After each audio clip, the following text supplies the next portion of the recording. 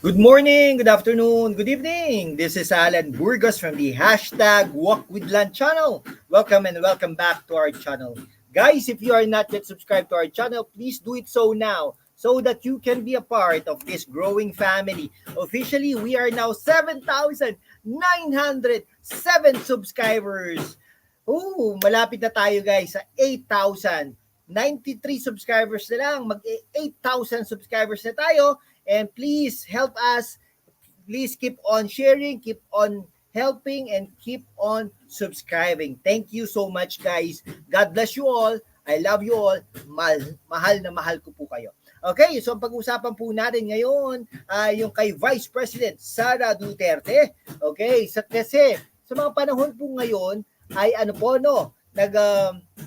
nagre-request na po ang mga offices, departments ng ating gobyerno, hanay ng ating gobyerno, sangay ng ating gobyerno ng kanilang budget diyan sa House of Representatives. Kasi naman, ang House of Representatives ay may power of perks, no? Sila po yung talagang nag-aano ng perks ng budget, and then after that, i-forward po nila yan sa Senate. Hindi po yan nag-emanate sa Senate kung hindi po yan sa House of Representatives. Okay, ang Senado naman, yan po ay may power of treaties, no? Yung mga international agreements, sila po yan.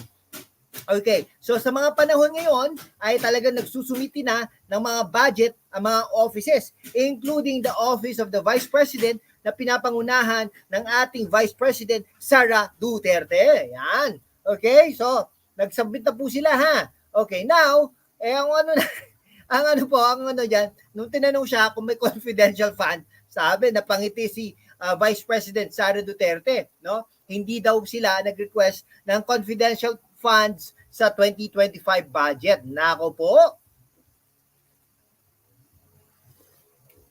Okay, so wala daw pong proposal ang opisina nila ng confidential funds for next year sa 2025 according to our Vice President, Sara Duterte, no? Sinabi niya yan kahapon sa mga sidelines or interviews, no? Talagang in-announce niya ito, no, diyan sa isang sidelines ng event diyan sa Cebu City, no? She was asked by a reporter if she sought the controversial funds for next year, no? Sabi niya, for the office of the Vice President, wala silang ganong proposal, no, for confidential funds for 2025.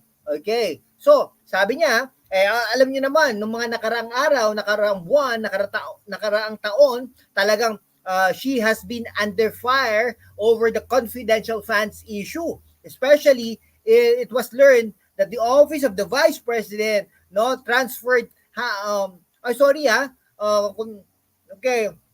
yung office of the President rather transferred 125 million pesos in confidential funds to the OVP in 2022. Sino may kasalanan nun? Ang Office of the Vice President ba o Office of the President? Siyempre, Office of the President. Alam naman nila na bawal ito, bakit pa nila transfer, no? Now, it is now the subject of a petition before the Supreme Court, no, seeking the return of the funds. Paano isusuli kung nagastos na nga? Kayo naman, nabayaran na yung mga taong dapat bayaran, okay? So, sabi ng petitioner, cited the act as a clear usurpation of power of Congress.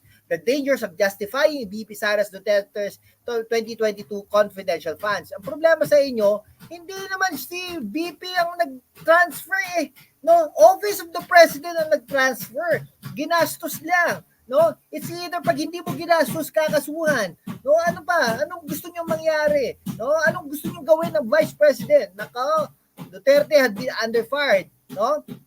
Ito, ang ating Vice President ay she asked the Supreme Court to dismiss the petition assailing the constitutionality of the 125 million pesos in confidential funds. She said the petitions did not present an actual case or controversy nor assert a legally enforceable right. O sabi niya gano'n.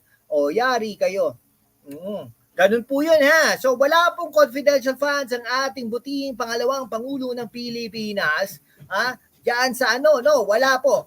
Kaya po, magtigil-tigil na po kayo dyan ha. Kaya intriga sa ating Vice President. Sige po, Hanggang dito na lang po mga kaibigan ko. Maraming salamat po sa inyong lahat. Kung hindi ka pa nakapag-subscribe, mag-subscribe ka naman para naman we can be able to maintain and sustain this channel. Thank you so much guys. God bless you all.